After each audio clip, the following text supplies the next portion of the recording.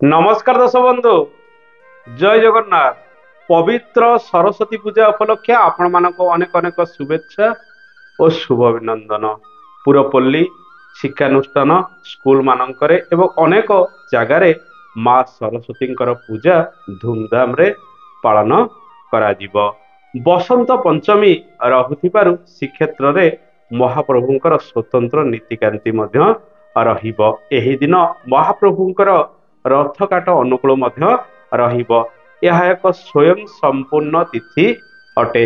ମାଘ ମାସ ଶୁକ୍ଳପକ୍ଷ ପଞ୍ଚମୀ ତିଥିକୁ ଆମେ ସ୍ୱୟଂ ସମ୍ପୂର୍ଣ୍ଣ ତିଥି କହିଥାଉ। ଏହି ଦିନ ଯେଉଁ ଶୁଭ କାର୍ଯ୍ୟ ଗୁଡ଼ିକ ଆପଣ ଆରମ୍ଭ କରିବେ ସେ କାର୍ଯ୍ୟ ଗୁଡ଼ିକ ମଧ୍ୟ ଅକ୍ଷୁଣ୍ଣ ରହିଥାଏ। ଆପଣଙ୍କ ରାଶିରେ କିଭଳି ଶୁଭ ଶୁଭ ଫଳ ପ୍ରାପ୍ତି ହେବ ସେ ବିଷୟରେ ଆଗକୁ ଆମେ ଆଲୋଚନା କରିବା। ଏହି ଦିନ ଯେହେତୁ ଶ୍ରୀ ପଞ୍ଚମୀ ରହୁଛି, ଆପଣ ଘରେ ଏବଂ ବାହାରେ ଅନେକ ଗୁଡ଼ିଏ ଶୁଭ କାର୍ଯ୍ୟ କରିପାରିବେ। ବିବାହ, ବ୍ରତୋପନୟନ, ଭୂମି ପୂଜା, ଗୃହାରମ୍ଭ, ଗୃହ ପ୍ରତିଷ୍ଠା, କାନ ଫୋଡ଼ା, ବ୍ୟବସାୟ ବାଣିଜ୍ୟ ଆରମ୍ଭ କରିପାରିବେ। ଯାନବାହନ ଇତ୍ୟାଦି କିଣାକିଣି କରିପାରିବେ। ବୃକ୍ଷରୋପଣ କରିପାରିବେ। ଦେବତା ଗଠନ ଇତ୍ୟାଦି କରିବା ପାଇଁ ଦିନଟି ପ୍ରଶସ୍ତ ରହିବ। ଏହା ଏକ ବିଶେଷ ଦିନ ରହୁଥିବାରୁ ଅନେକ ବ୍ୟକ୍ତି ଏହି ଦିନ ବିଭିନ୍ନ ପ୍ରକାର ଶୁଭ କାର୍ଯ୍ୟ ଗୁଡ଼ିକ ଆରମ୍ଭ ମଧ୍ୟ କରିଥାନ୍ତି। ଦର୍ଶକ ବନ୍ଧୁ, ମାଙ୍କର ପୂଜା ସାରା ଭାରତ ବର୍ଷରେ ଚାରିଆଡ଼େ ପାଳନ କରାଯିବ। ମା ମଧ୍ୟ ସମସ୍ତଙ୍କୁ ଆଶୀର୍ବାଦ କରିବେ। ଯେଉଁ ପିଲାମାନେ କଥା ଭଲ ଭାବରେ କହିପାରୁନାହାନ୍ତି ସେମାନେ ମା ସରସ୍ୱତୀଙ୍କର ପୂଜା କରିବା ଆବଶ୍ୟକ। ବିଦ୍ୟାର୍ଥୀମାନେ ମା ସରସ୍ୱତୀଙ୍କର ପୂଜା ଅର୍ଚ୍ଚନା କରିବା ସହିତ ସରସ୍ୱତୀ ରୁଦ୍ରାକ୍ଷ ମଧ୍ୟ ରହିଛି, ତାକୁ ଧାରଣ କଲେ ବିଦ୍ୟା କ୍ଷେତ୍ରରେ ମଧ୍ୟ ଉନ୍ନତି ପ୍ରଗତି ହୋଇଥାଏ। ଏହି ଦିନ ଆପଣ ପ୍ରାତଃ ସମୟରେ ସ୍ନାନ ଇତ୍ୟାଦି କରିଦିଅନ୍ତୁ। ଦିନ ତମାମ ଅନେକ କାର୍ଯ୍ୟ ମାଙ୍କ ପାଇଁ ମଧ୍ୟ କରିପାରିବେ। ଦର୍ଶକ ବନ୍ଧୁ, ଏହି ଦିନ ଆପଣଙ୍କ ରାଶିରେ କିଭଳି ଶୁଭ ଶୁଭ ଫଳ ଗୁଡ଼ିକ ପ୍ରାପ୍ତି ହେବ ଆଗକୁ ଜାଣିବା। ଅନେକ ବ୍ୟକ୍ତି ମଧ୍ୟ ଏହି ଦିନ ନୂଆ ଘର ଆରମ୍ଭ କରିବା ପାଇଁ ଚାହାନ୍ତି, କିନ୍ତୁ ଯଦି ସରସ୍ୱତୀ ପୂଜା ଦିନ ଆପଣଙ୍କ ରାଶିରେ ଚନ୍ଦ୍ର ସୁଧି ରହିଥାଏ ତାହେଲେ ଗୃହ କାର୍ଯ୍ୟ ଗୁଡ଼ିକ ଆରମ୍ଭ କଲେ ଅତ୍ୟନ୍ତ ଶୁଭ ଫଳ ଗୁଡ଼ିକ ପ୍ରାପ୍ତି ହୋଇଥାଏ। ପୂର୍ବରୁ ଏକ କାର୍ଯ୍ୟକ୍ରମ ମୁଁ ମଧ୍ୟ କରିଥିଲି। ଯଦି ଆପଣଙ୍କ ରାଶିରେ ଗୁରୁ ସୁଧି, ରବି ସୁଧି, ଚନ୍ଦ୍ର ସୁଧି ରହିଥାଏ ଏବଂ ଏକ ବିଶେଷ ଦିନଟିଏ ରହିଥାଏ, ସେ ଦିନ ଗୃହ କାର୍ଯ୍ୟ କଲେ ଅତ୍ୟନ୍ତ ଶୁଭ ଫଳ ପ୍ରାପ୍ତି ହୋଇଥାଏ ଏବଂ ଦୀର୍ଘସ୍ଥାୟୀ ମଧ୍ୟ ଗୃହ ହୋଇଥାଏ। ଦର୍ଶକ ବନ୍ଧୁ, ଏହି ବିଶେଷ ଦିନ ରହୁଥିବାରୁ ଆସନ୍ତୁ ଜାଣିବା ଏହି ଦିନ ଅମୃତ ବେଳା କେତେବେଳେ ରହୁଛି ଆପଣ ବିଶେଷ ଶୁଭ କାର୍ଯ୍ୟ ଗୁଡ଼ିକ ଆରମ୍ଭ କରିପାରିବେ। ପ୍ରାତଃ 7:48 ଠାରୁ 9:19 ପର୍ଯ୍ୟନ୍ତ ଏକ ଅମୃତ ବେଳା ରହିବ। ତତ୍ପରେ ଦିବା 11:38 ଠାରୁ ଦିନ 1:10 ପର୍ଯ୍ୟନ୍ତ ଆଉ ଏକ ଅମୃତ ବେଳା ରହିବ ଏବଂ ତତ୍ପରେ ଅପରାହ୍ନ 4:14 ଠାରୁ ସନ୍ଧ୍ୟା 5:46 ପର୍ଯ୍ୟନ୍ତ ଏକ ଅମୃତ ବେଳା ରହିବ। ତତ୍ପରେ ସନ୍ଧ୍ୟା 6:36 ଠାରୁ 9:06 ପର୍ଯ୍ୟନ୍ତ ଅମୃତ ବେଳା ରହିବ। ଏହି ସମୟରେ ଆପଣ ଶୁଭ କାର୍ଯ୍ୟ ଗୁଡ଼ିକ କରିପାରିବେ ଏବଂ ରାହୁ କାଳର ସ୍ଥିତି ଯଦି ଦେଖିବା, ଯାହା ଏକ ଅଶୁଭ ସମୟ ଅଟେ, ଦୂର ସ୍ଥାନକୁ ଏହି ସମୟରେ ଯାତ୍ରା କରିବେ ନାହିଁ କିମ୍ବା କୌଣସି ଶୁଭ କାର୍ଯ୍ୟ ଗୁଡ଼ିକ ଏହି ସମୟରେ ଆରମ୍ଭ ଆପଣ କରିବେ ନାହିଁ।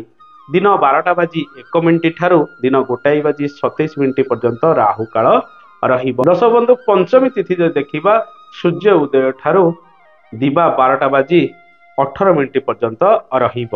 ଏହି ଦିନ ମୀନ ଚନ୍ଦ୍ର ଏବଂ ମେଷ ଚନ୍ଦ୍ର ଉଭୟ ଭୋଗ ହେବେ। ମୀନ ଚନ୍ଦ୍ର ଦେଖିବା ସୂର୍ଯ୍ୟ ଉଦୟ ଠାରୁ ଦିବା 10:43 ପର୍ଯ୍ୟନ୍ତ ରହିବ ଏବଂ ଦିବା 10:44 ଠାରୁ ମେଷ ଚନ୍ଦ୍ର ଭୋଗ ହେବ। ଏହି ଦିନ ପ୍ରାତଃ ସମୟରୁ ଦିବା 10:43 ପର୍ଯ୍ୟନ୍ତ ଧନୁ ରାଶିରେ ଘାତ ଚନ୍ଦ୍ର ରହିବ ଏବଂ 10:44 ଠାରୁ ପ୍ରାୟତଃ ରାତ୍ର ଶେଷ ପର୍ଯ୍ୟନ୍ତ ଆମେ ଯଦି ଦେଖିବା ମେଷ ରାଶିରେ ଘାତ ଚନ୍ଦ୍ର ରହିବ।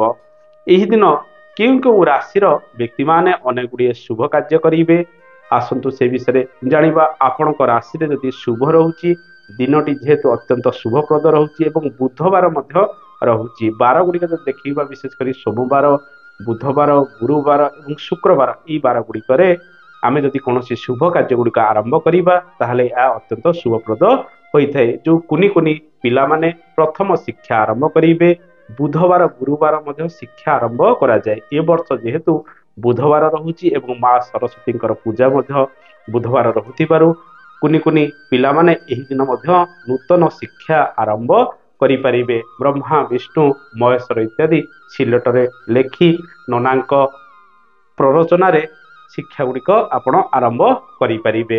ଦର୍ଶକ ବନ୍ଧୁ, ଆସନ୍ତୁ ଜାଣିବା ଆପଣଙ୍କ ରାଶିରେ ଏଇ ଦିନ ଶୁଭ ରହୁଛି ନା ଅଶୁଭ ରହୁଛି। ଦିନଟି ଶୁଭ ରହିବା ସହିତ ଏହି ଦିନ ଯୋଗ ଏବଂ କରଣ ମଧ୍ୟ ଅତ୍ୟନ୍ତ ଶୁଭ ରହୁଛି।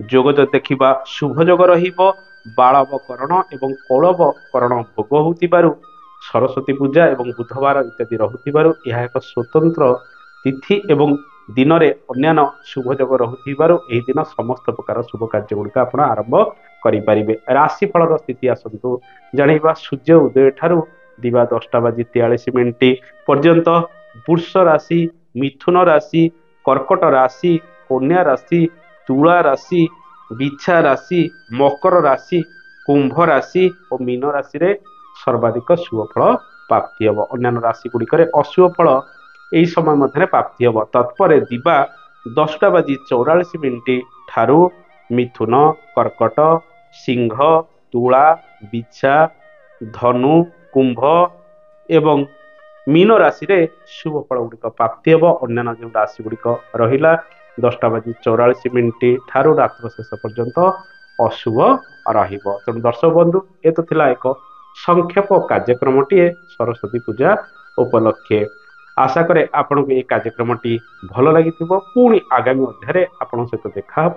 ରହୁଛି। ଜୟ ଜଗନ୍ନାଥ। ଧନ୍ୟବାଦ।